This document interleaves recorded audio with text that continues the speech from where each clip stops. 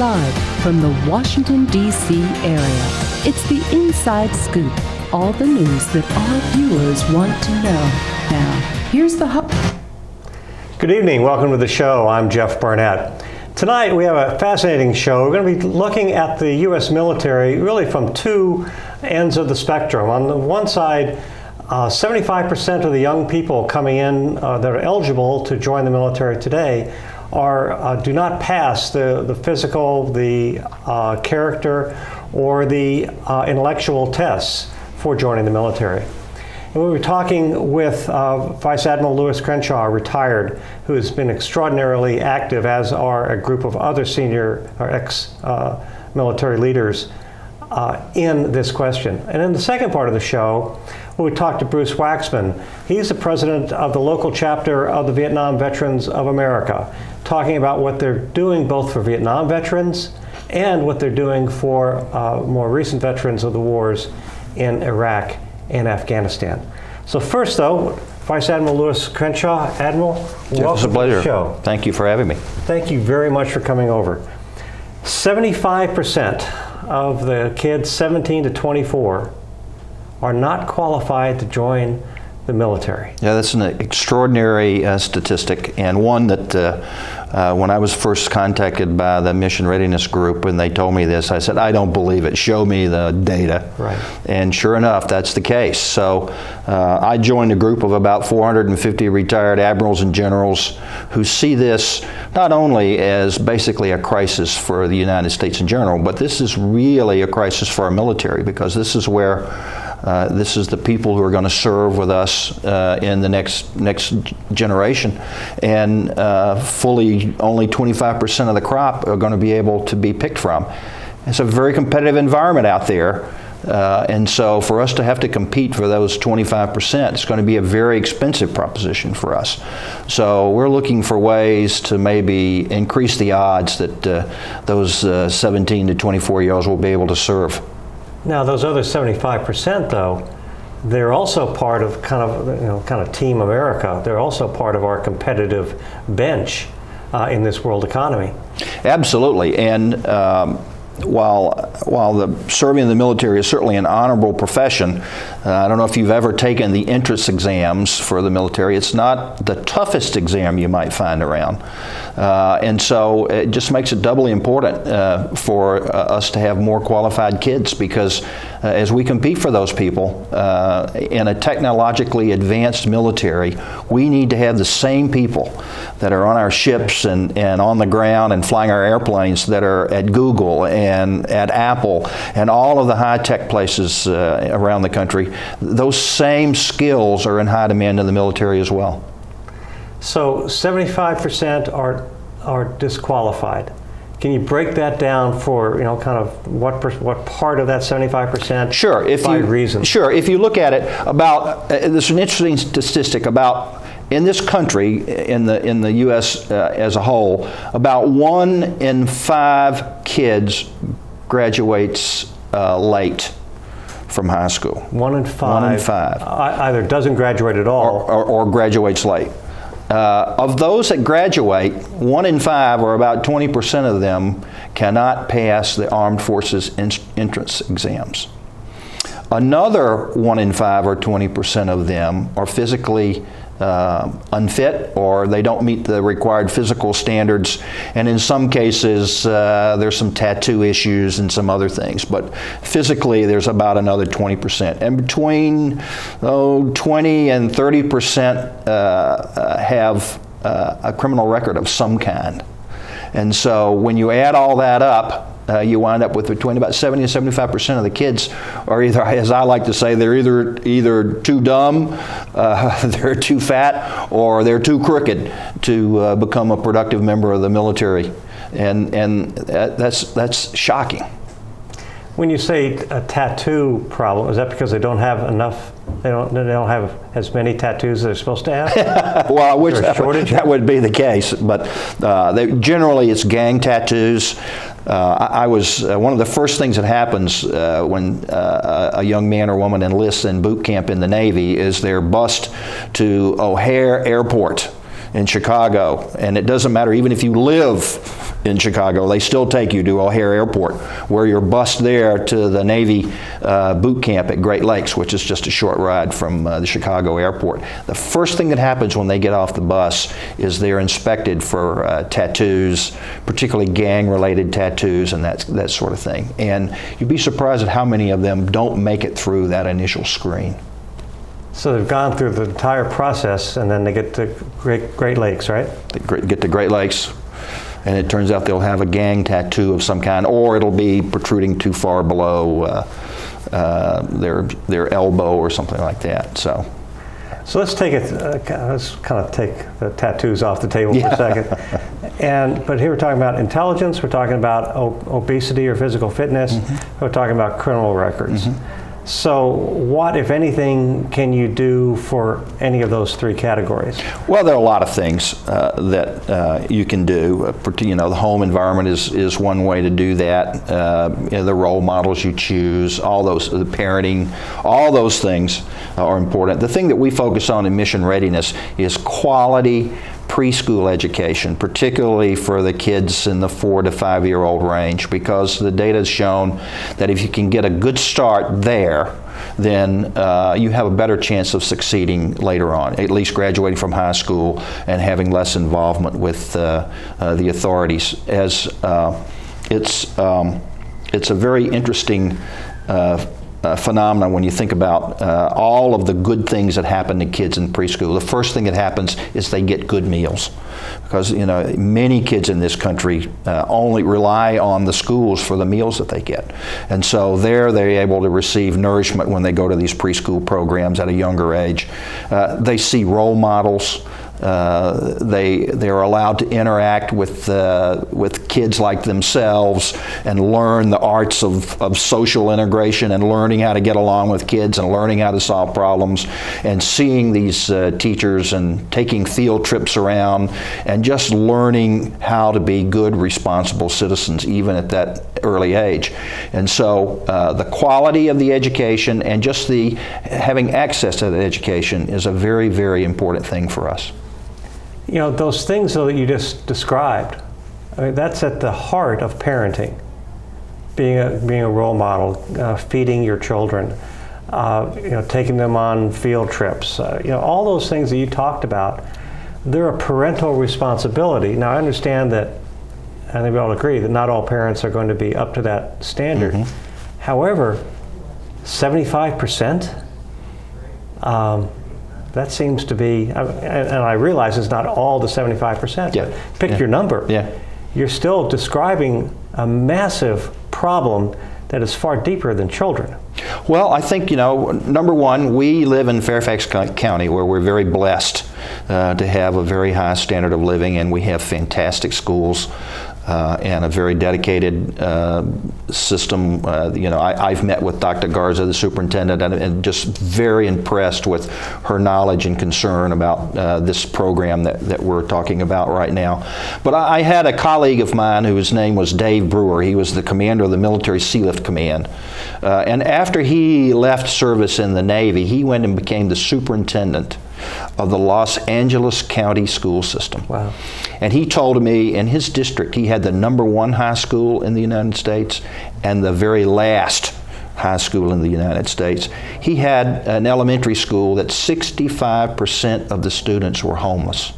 And so when you take that, when you look across the country, there are a lot of kids who just don't have access to the role models that we would like for them to have access to. Now that's probably on the poverty side of things and the types of things that we don't know about in Fairfax County. But in Fairfax County, we have a lot of parents who have moms and dads who work. In fact, the statistics are in America, about 65% now of American children under the age of 6 have parents who are both in the workplace. And so even when you have good parenting, it helps to have that continuation in the preschool world. A lot of those people, those working moms and dads, can't necessarily afford that quality daycare system that we talk about, and so the Virginia Education Initiative, a preschool initiative, is really an important factor, even here in Fairfax County. Why don't you talk about that initiative, the Virginia Preschool Initiative? This is an initiative that was put in place in 1995 by the then Virginia legislature in that time. And what they did was they said that for kids in Head Start are basically at the poverty level and below. And then the affluent kids, their parents will send them to a school. But what about those parents who are above the poverty level but not necessarily don't have the means to send their kids to a quality preschool program? So the Virginia Preschool Initiative was launched. And what this does is based on a very complicated formula which I couldn't quote. They determine how many slots will be available per county. So this is primarily targeted at working families. Working families, that's correct. So they determine the availability, and the legislature, the state, provides a $3,000 stipend to the county, provided that per kid, provided that the counties also match the funds. So it's a matching fund initiative for $6,000 per kid to go through this. So the program has been around since 1995, as I said, and it's been very successful. I think we've a lot of success. In Fairfax County, the issue has been that not all of the eligible seats have been taken up. That's an extraordinary fact. So this is a program that is focused on not the poor, but actually on the working poor. Put it that way, kind of like the Medicaid expansion cohort. Mm-hmm.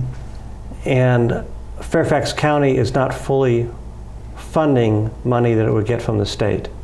Yes, that's true. It's interesting. There's about 2,587 slots according to the state formula that we have right now. And the latest data that I have is that about 1,400 of those are occupied or filled in Fairfax County. The waiting list right now has grown from about 600 kids back in the spring. There's about 990 or so that are on the waiting list right now for this program awaiting funding.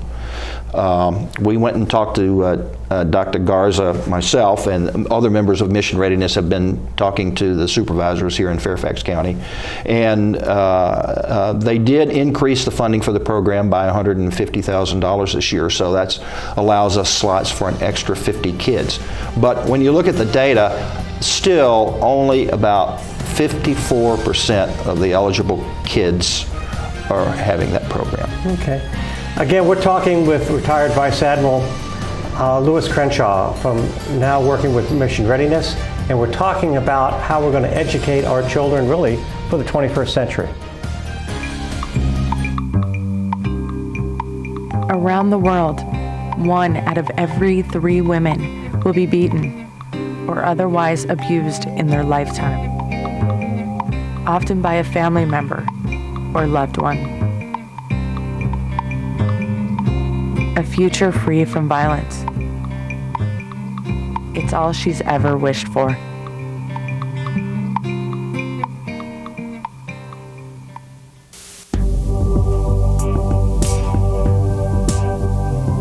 Did you know you have the power to stop children from joining gangs?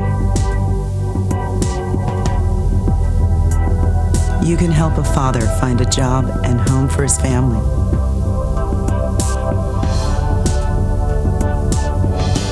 You can assist a woman who can't afford the medicine she needs to live and the home she can't live without. You can choose to make a difference in our community.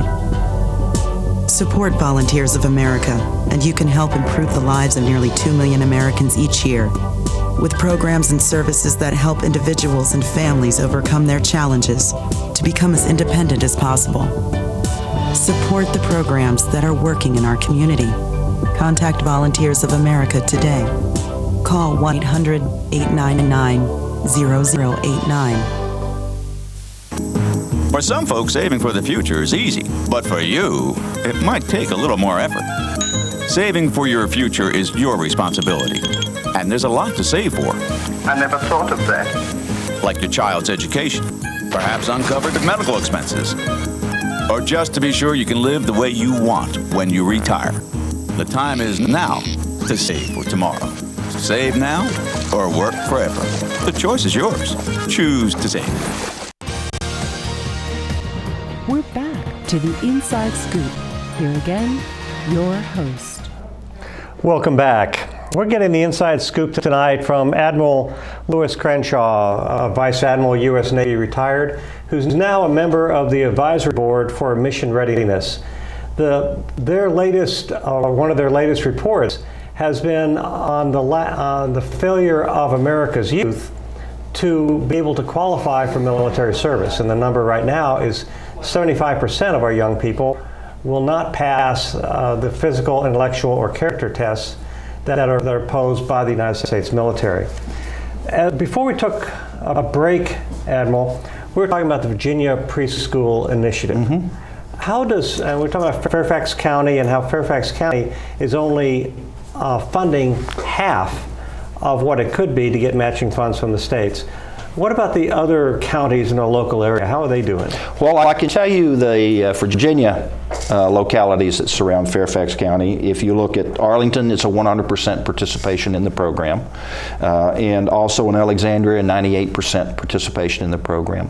There's a very similar program in Maryland, and both Montgomery County and PG County have 100% participation in those programs. So it's a bit astounding, I think, that for somehow a county as affluent as Fairfax County only manages to fund about 53% of this. Now, you might say, well, it's because we're smarter in Fairfax County and we don't need that. But, you know, the latest factors are that about between 9 and 10% of the Fairfax County students don't graduate on time either. That's better than the national average, but still certainly indicative of some need for a program like this. And I'm sorry, again, what was that number? For graduating, right. It's about 9 to 10% of the Fairfax County students don't graduate on time. That's because we do have some schools where, you know, TJ, Langley, where you would think it'd be pretty much 100%, and so thus you've got some schools that are far less than your 10% right. number. Probably not on the split that my good buddy Admiral Brewer we talked about had in Los Angeles, but it's still a split, certainly. So it would cost around $3 million a year, about $3,000 per student. There's about 1,000 students who aren't getting it. It's around $3 million a year. So that should either come from the school board or from the Board of Supervisors. So, well, I think, you know, I used to be the Navy budget officer, and I used to say I had $130 billion in my checkbook that I was responsible for, and every million of that had an evangelist associated with it. So when I'd try to touch even $1 million out of 130 billion, right, it would create a lot of hate and discontent. And, you know, as I mentioned before, we've spoken to the superintendent and we've spoken to members of the Board of Supervisors. And, you know, they have priorities that they have to put their money on, and there are other things happening in Fairfax County. But, you know, when you consider the billions of dollars that are incorporated in the Fairfax County budget, I believe the school budget alone is certainly well north of $1 billion or so. You know, $3 million is not a lot of money for you to have to make a choice on. So, you know, it's a matter of priority on what we say we want to do. Now, to be fair, one of the reasons we're told that Fairfax doesn't fully fund this program and actually turns money back into the state is because they contend that it costs more per student than the money that is provided for the program, and therefore for them to fund the program robustly, it would be a losing proposition for them, that they would actually really need to put in more than that. However, we were successful in getting another 150,000 added this year, and as I said, that's 50 more kids that, you know, may be serving on the flight deck of an aircraft carrier or flying a B-1 bomber one day. Or being a good citizen. Or being a good citizen. In our local community. And it's not a losing proposition, and I don't think you quite meant that. No. Because if Fairfax has to put in an extra $4,000 per kid as opposed to $3,000, it's still getting $3,000 per kid from the state at the same time. That's correct. So it seems to still be a win. So that talks about the education side, and we can actually talk about that some more. But we still deal with the physical conditioning. Obesity is still a plague, and we're still dealing with the character issues of crime. Is your organization, Mission Readiness, again, whose core is what, 450? About 450 of us. A very impressive list of former flag officers. I think just the 4-star list went on for a couple of columns. Are you guys, is there a focus work on the obesity and character sides? Well, it is, but it's through the education initiative. It's as you know, you can remember your life in school. Those who were your teachers had a tremendous impact on what you did. I still remember my first grade teacher, my third grade teacher, and probably have some of the habits that they had. And the thing about this preschool initiative is it doesn't only get the academics up. In fact, it's not as much about the academics as it is about, number one, getting access to the nutrition that they need because of the food, the meal issues that we talked about. So they get a good, healthy meal, and they learn a little bit about how to eat healthy, and they also learn a little bit about how to exercise. And as I mentioned, they have role models there. So this is really an effort that just putting a lot of focus on this has a lot of return on investment. Now, there are other programs that we support as well. There's one that talks about the quality of the preschool education as well. It's not only access to that education, but it has to be quality education.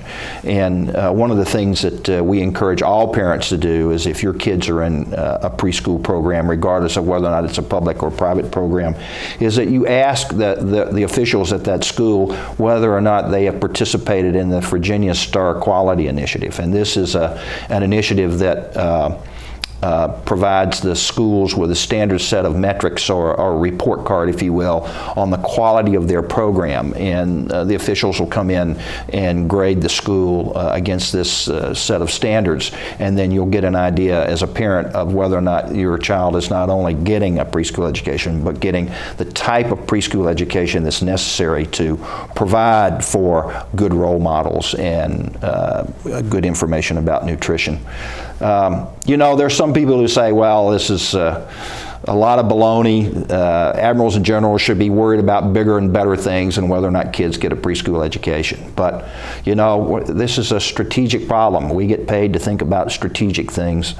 And a little course change, I'm a sailor, aircraft carrier, it's much better to make a degree course change a day ahead of time than it is to have to make a 180-degree course change 2 minutes before you collide with somebody. So taking that corrective action early is very important, I think.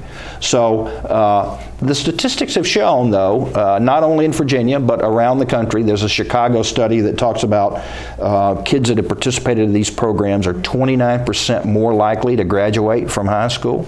There's an interesting study in Michigan that says that the kids are 35% more likely to graduate from high school if they attend one of these quality preschool programs.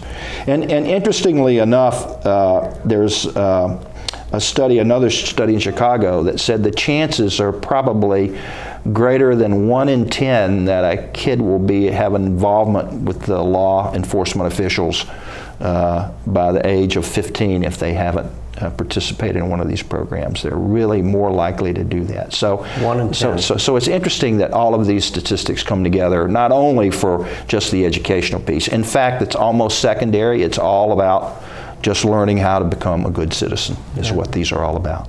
I'm glad you can remember your third grade teacher. I can. Mrs. Burns, I remember her very well because I think I had her for 3 years. Third grade was tough for me. Let's go back though to those reports. How do you track success? Because a lot of reports, they track the input. Is the money well spent? Is it well allocated? Is it tracked? Are the kids graduating on time? But there's no track. Like, okay, 10 years later, did that make a difference? Did it really make a difference?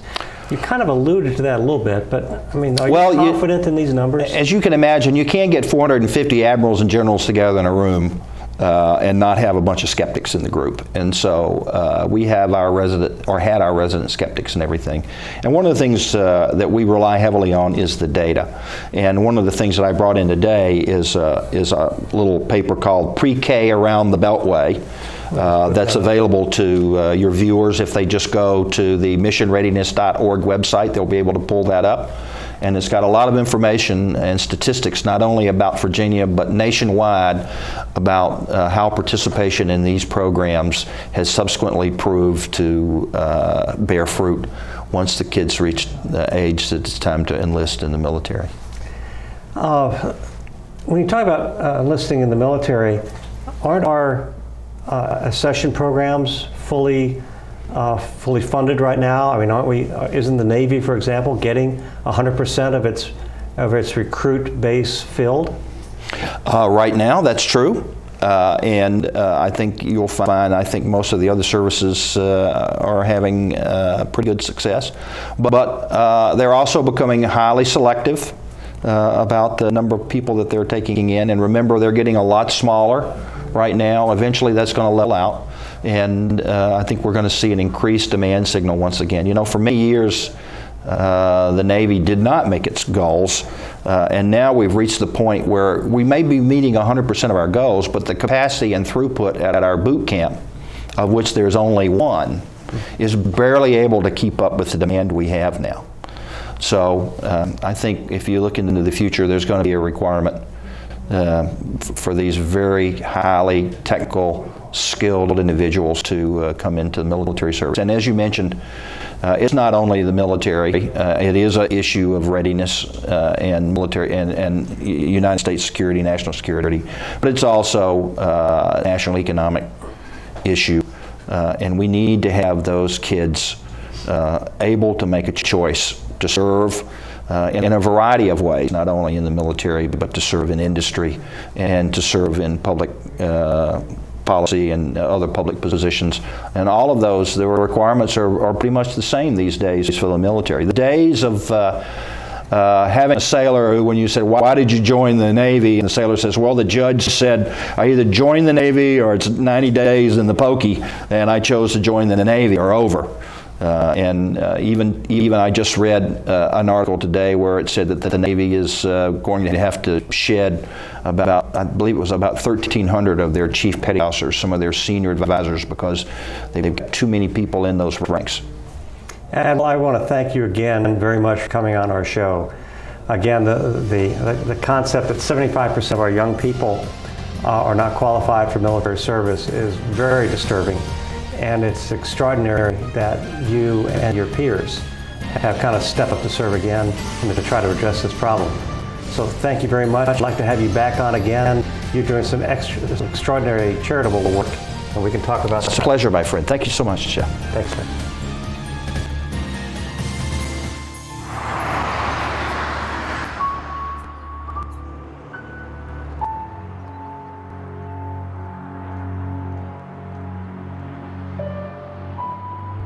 Our heroes shouldn't be homeless. Yeah, right. Combat? We need to do more for our vets. Poor excuse for her mother. Pathetic.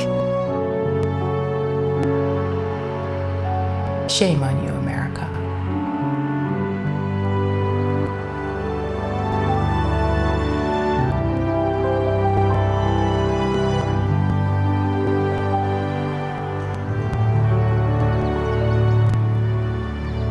Thank you for your service.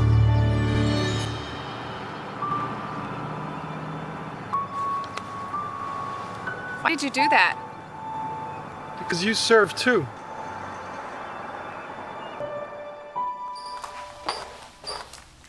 Improvised explosive devices do not gender discriminate. It's time for America to stop. Mothers also raise their right hand and accept the risk of not returning home to their children. And sadly, some don't. Women serve, fight, bleed, and die alongside their brothers. With tens of thousands of homeless women veterans in the U.S., they are in the biggest battle of their lives. Due to the lack of supportive housing services for women veterans with children, they are now the fastest growing homeless population in the U.S. America, we can do better. We owe it to them. And we owe it to them, our children. To do your part, please visit finalsaluteinc.org today.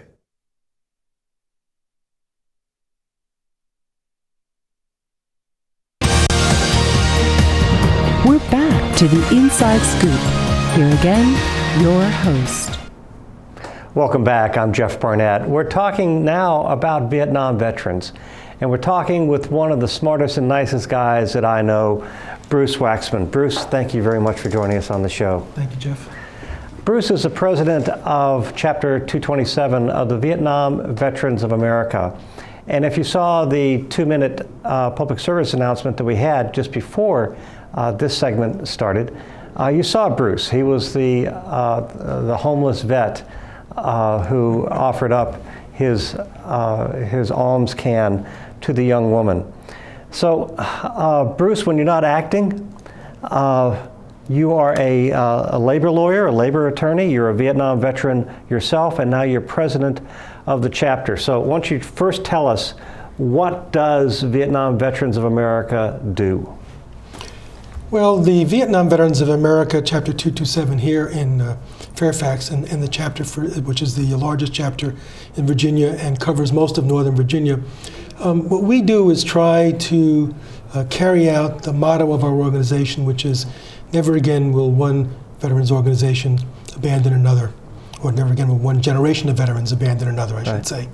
And so we act in many instances as the organization of last resort for veterans who are in need, regardless of whether they're Vietnam veterans or wherever they may have served. So we have been able to, through grants from USAA, the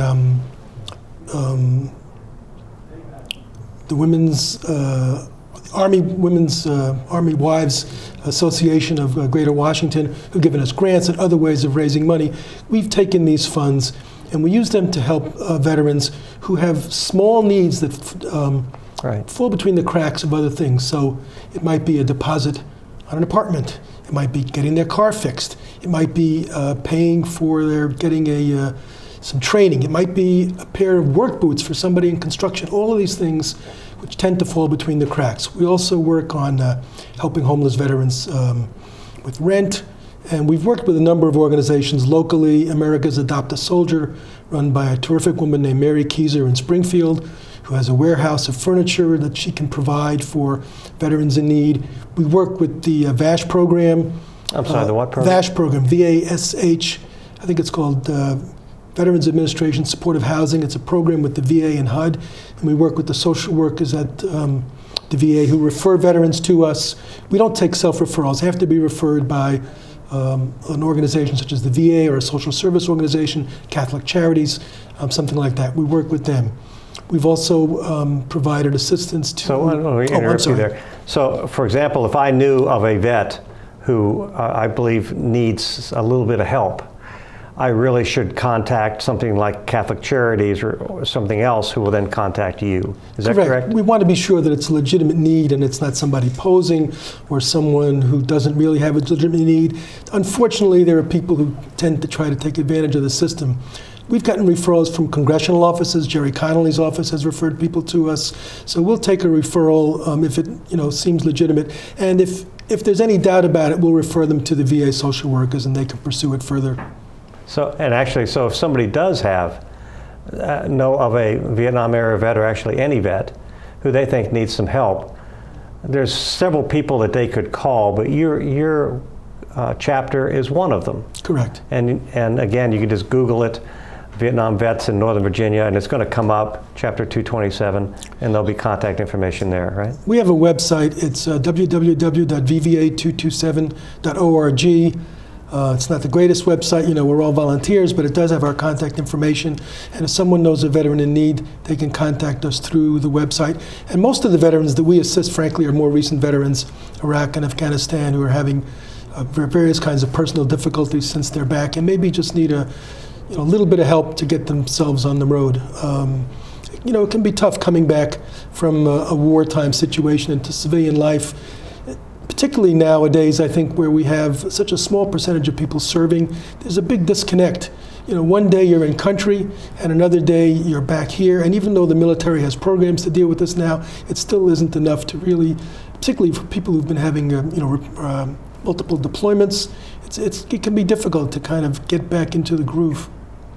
So is the majority of the work that your chapter is doing now, is it really for more recent veterans, or is it still for the Vietnam veteran era? Most of the support that we give is for more recent veterans. Really? And the other things that we do is we have programs where we have speakers come the third Thursday of every month. We have a speaker who comes to our chapter. We meet at a restaurant called Neighbors. It's a sports bar in Vienna. They give us a room. It's a terrific program. In fact, my wife looks forward to going. We have very interesting speakers that we've had. We've had a number of POWs from Vietnam. We had a woman who wrote a book called I Love My Rifle More Than You, about her service in Iraq. We had someone talk about Dien Bien Phu. One of our very interesting speakers is a guy named Mark Leipson, who's one of our chapter members, who's a historian and writer. And Mark will be our September speaker. I think the date is September 18th. And he's going to be talking about his book about Francis Scott Key, which has gotten a lot of good reviews. If you can look it on the internet.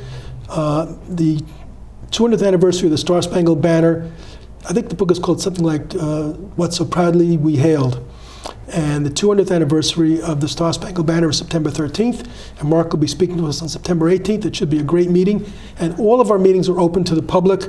And normally when we get a speaker like this, we actually get quite a few people who just show up and come in. They can buy themselves dinner or whatever, or not. Sit down and hear the speaker. We're perfectly glad to have other people come to hear and take advantage of these programs. October, our speaker will be someone talking about logistics, a guy named Bill English, who's a logistics expert, talking about logistics in I-Corps during the Vietnam War. And then in November, we're having a woman by the name of Karen Jeffries, who was the founder and executive director of Vets Moving Forward. And they provide service dogs to physically and mentally challenged veterans. And so these are the kind of programs that we have, and people really enjoy coming and hearing this. We're lucky, being in the Washington, D.C. area, there's a great wealth of speakers, interesting people who've written books, and so we're able to get them to come and speak to our chapter. The latest numbers that I've seen, about a third of the returning veterans from Iraq have some sort of disability that's been adjudicated by the VA, a third. That seems to be extraordinarily high, certainly higher than the Vietnam era veterans. So can you explain that kind of a number? Why is it so high? That's not an area that I really have expertise in. I think possibly some of it has to do with the fact that we're more attuned to these needs now. Also due to various technology. People who probably would have died in combat are surviving now. I think also, I said that never again would one generation of veterans abandon another. The Vietnam Veterans of America, along with other service organizations, though, have been very active over the last few decades in making sure that the VA is more circumspect, I think, in adjudicating claims, and letting them know that we're keeping an eye on what they're doing. And I think the VA is more sensitive to the current situation. And I think the American public also has been more demanding. So I think that that's probably a factor, but I'm not an expert in this area. But I suppose that you would assume that the Vietnam veteran generation was underdiagnosed. That's possible. I'm not sure. There's a lot of people who may have problems and don't necessarily go to the VA. And I think that was probably true to a large extent of the Vietnam generation. I think since then we've become more sensitive to the fact that there are these problems. And you talk about PTSD. Well, when someone goes into wartime, particularly into combat, that's somebody who's being asked to to go into an unnatural situation, and then we can't expect them to come out and be the same. Look, Jeff, you wrote a piece some years ago for I think the LA Times on losing your soul to war. I don't remember the exact title of your article. I think everyone who serves in a war zone is different when they leave, whether they're in a combat job or some other job. I think you're changed, and not necessarily for the better. But I think like every life experience, you move forward, and you want to find the positive of it. But sometimes it's difficult. Right. Let me go back to something you said at the beginning. Assistance dogs.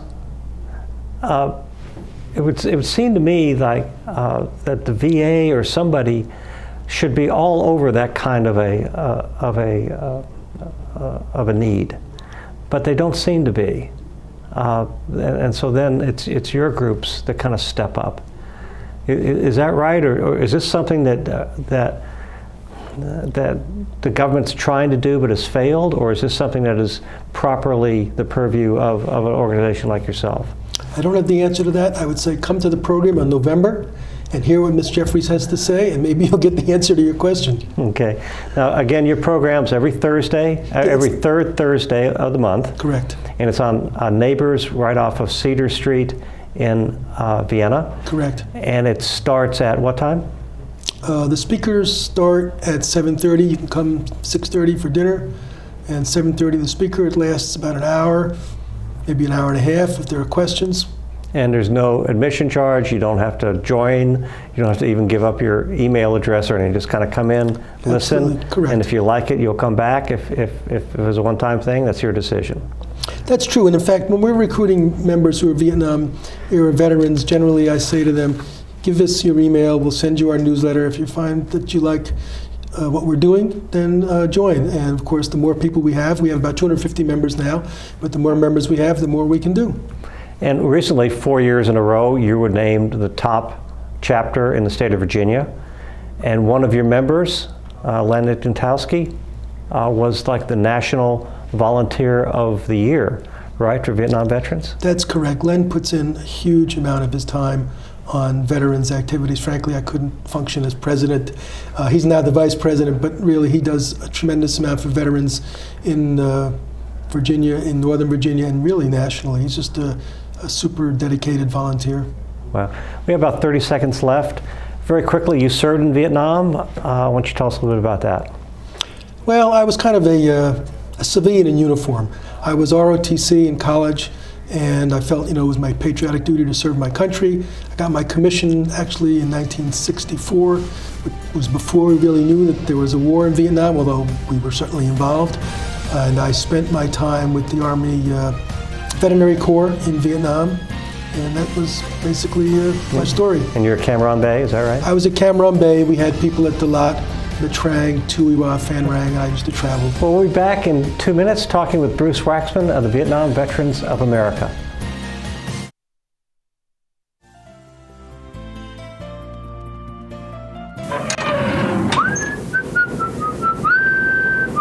This is firstgov.gov, where we're obsessed with getting you government information. Brand new student loan applications on the site, baby. This calls for a celebration. Here's your uncle. So in the end, it was either take the astronaut gig or come work here. What can I say? Duty called. Dude, that's my cop. Oh, sorry. Yeah. No, I'm pretty sure that's Sam's cop. Oh, sorry. Yeah. No. Sam's? No. Just log on or email us and get what you need. C, change of address form. That's how it's done. D, driver's license renewal. E, emailing Social Security information. Yeah. Okay. Yeah. Nice, we'll allow it. All right. Yeah. What are those? Government surplus cars for auction. You posted those online last time. No, you did. I'm posting them online this time! For all your government information, firstgov.gov. Oh, what have we got here? Sometimes you feel tired. You can't seem to lose those extra pounds off your midsection. And your joints hurt when you take the stairs. Well, you're getting older. But I'm happy to say that there's some simple things we can do to keep you happy and healthy for years to come. We can also lower your risk for some serious diseases the older population is often subject to. Proper nutrition is more important than ever. Your body has changed, you know. Not as many treats. A basic exercise plan, lots of walks and fresh air, and most importantly, come and see me for twice-yearly checkups to help ensure the best possible quality of life. Now, how does that sound? Good boy. Improve the quality of life for your elderly pet. Schedule twice-yearly checkups that include preventive care and regular lab work. A message from the veterinary members of the American Animal Hospital Association. We're back to the Inside Scoop. Here again, your host.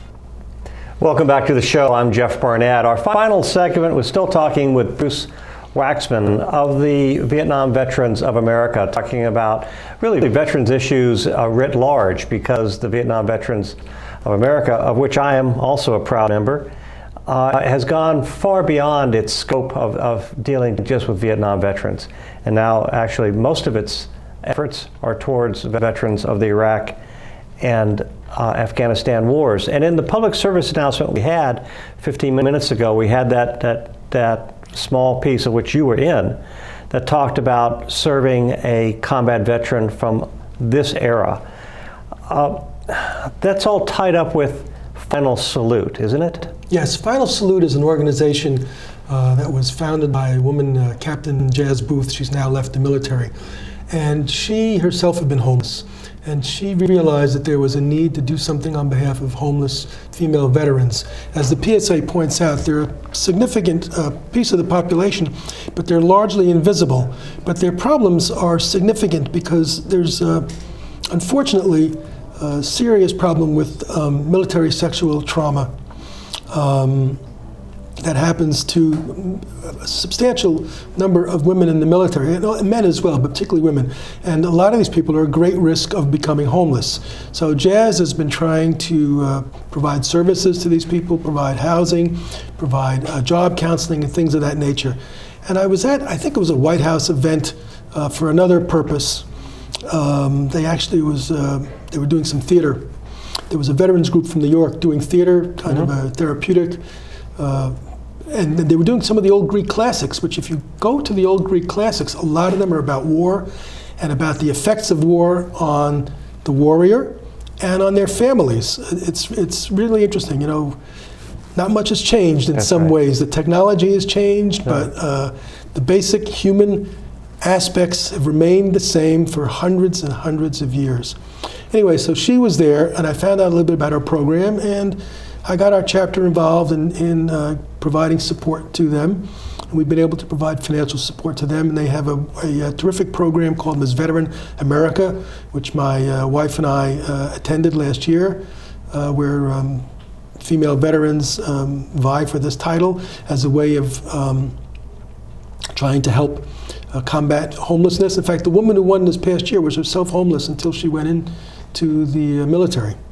She grew up in a homeless situation, so she knew very well what it was like to be homeless. So we've been supporting them. We gave a donation to the Final Salute last year at a Nationals game in honor of the Nationals, because the Washington Nationals do a pretty decent amount, you know, to support veterans. Every game they have a group of veterans come. And one of the things that actually may be happening at Nationals Park is we may be having a chair placed in the park, which no one will ever sit in, as a reminder of those who've lost their lives in the service. I can't remember the name of the actual program, but we're in the process of talking to the Nationals about it. They seem to be interested, and so I'm expecting that that'll happen probably not this season, but maybe next season. Your group not only has meetings, you also go to ball games as a group. Or take veterans to ball games. We were at the Nationals game yesterday. We've gone now for 9 years. Good game. 9 years, and the Nationals have never lost a single game when the VBA Chapter 227 is attended. Well, I think Strasburg put that to the test in the first 3 innings yesterday, but he did. They came back. We were confident. You also make regular trips to the Vietnam Veteran Memorial. Yes, we have a program with the Lyons, New Jersey PTSD unit, where every 6 weeks we go down and we welcome the PTSD patients who come from Lyons, New Jersey, and thank them for their service and show them that we appreciate them. And it's also a way of letting them know, there's hope. They can see us old guys, and we can tell them, things will get better. And we sometimes go with them to Arlington National Cemetery, to Section 60, where many of the current burials take place. When a lot of them like to visit, I wouldn't say a lot, but some of them like to visit the graves of their buddies. So we go along with them. And that's another way, again, of our showing that never again will one generation of veterans abandon another, and showing support. And actually, VVA members and American Legion and other veterans group members come down from New Jersey with the bus. And it's been very successful. We've been doing this since February of 2009, and we have not missed a date yet, regardless of the weather, snow, heat, and we're dedicated. And again, this is a program that's not for Vietnam veterans, by Vietnam vets, for this generation's veterans. Is that right? There are Vietnam veterans. When we first started, there were a substantial number of Vietnam veterans. Now, the veterans are from mostly Iraq and Afghanistan, but we've had from the Iraq War, we've had from other conflicts that the United States has been involved in the last decades, but most of them now are from Iraq and Afghanistan. And some of them are having a tough time. I talked with a guy, a couple of them. If they want to talk, they don't all want to talk, right. And that's understandable. But I've had some interesting conversations. One gentleman was saying to me, well, he's just angry all the time. The civilians don't understand, what they're going through. Why don't they show more respect? And I said to them, forget that. You have to deal with your own inner self. The civilian population is never going to really understand or be interested. I mean, the percentage of people serving in the military now is such a small fraction. It's just not of interest to the civilian population. It just, they're not. It's not like in Vietnam when they were going to be drafted. It's a volunteer force, and I think most civilians are not interested. Another guy I talked to was telling me how he was lucky he wasn't in jail. He came home, found his wife with another guy, and he beat the crap out of this guy, almost killed him. And luckily, the judge, gave him probation. He was able to get off without having to spend a lot of time in jail. And this is another area where some veterans have problems. They come back and they get into difficulties because their temperament or whatever has been affected. Now, Fairfax County is doing something about that right now, aren't they? I'm really excited about that. The chief judge of Fairfax County, Penny Azcarate, Penny Azcarate has I'm sure other people have butchered that name before. I'm sorry about that. My apologies to the chief judge. But she is interested in having a veterans treatment court, which basically is a diversion program. A veterans treatment court. It's a diversion program. So if someone comes in for whatever, lesser crimes, they can be sent into this other program. If they're successful in completing it, maybe with mentoring with other veterans, whatever, then they won't have a criminal record. They won't have to go to jail. She noticed that certain people standing in front of her, their bearing or the way they were standing, parade, rest, whatever it might have been, might have indicated that they were veterans. Right now, in fact, I think Petula Dvorak, who writes for the Washington Post, had an article about this, and she was saying that at any given time there may be 70, 75, 80 veterans in jail in Fairfax County Jail. And so this would be to try to avoid some of that. And some of these people are at risk of suicide, which is a serious problem with our current vets. They're, I don't know if the statistic is something like 1 an hour, but it's an obscene number. And so hopefully by having programs like a veterans court, which has been tried and successful in other parts of the country, we can cut that down. This will be, by the way, the first such court in Virginia, and hopefully other jurisdictions will adopt it. There are 85,000 veterans in Fairfax County, which is the largest number of veterans anywhere in the state. And again, this program will start when? It's supposed to start January 1st. There's going to be a meeting at American Legion Post 277 in Fairfax City coming up, I think something like around the 13th of September, which I hope to go to and get some more information. Changing the subject here slightly. Now that this is the 100th anniversary of World War I, some great wartime poetry came out of that era. Poetry that really influenced a generation and which still resonates today.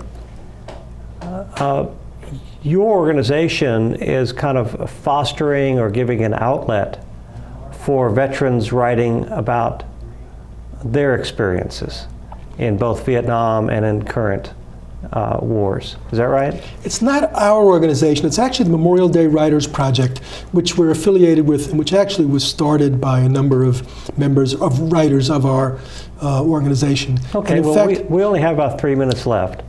So why don't you give our viewers, why don't you just pick one of the poems and just read it, and then we'll talk about it. Well, I have got an article here from The Veteran, which is the magazine of the Vietnam Veterans of America, by a man named David Wilson, who's done a number of articles about, he's also a poet who's written a few well-chosen words, and he's selected a number of interesting poems by Vietnam veterans. And so one that I've got that's short is by another fellow named Wilson, John Wilson. David Wilson is 2 L's, John Wilson 1 L. This is from John Wilson's book, Coming Home, Reflections of Vietnam. And the latter Wilson served as a Navy journalist in Vietnam. And here's a short poem that he had called Heal with Time. I'm many years older now, and the emotions should be gone, but it seems there is no escape from my time in Vietnam. Most I remember going there with patriotism and pride, then coming home scorned and pushed aside. Do you think that that's kind of the anthem of the Vietnam veterans, that we came home not to parades or anything, actually pretty much the inverse. That's not happening today, but still we still have some pretty inbred problems with returning Iraq and Afghanistan veterans. So it's not just being pushed aside. It's just the kind of transformative nature of war, isn't it?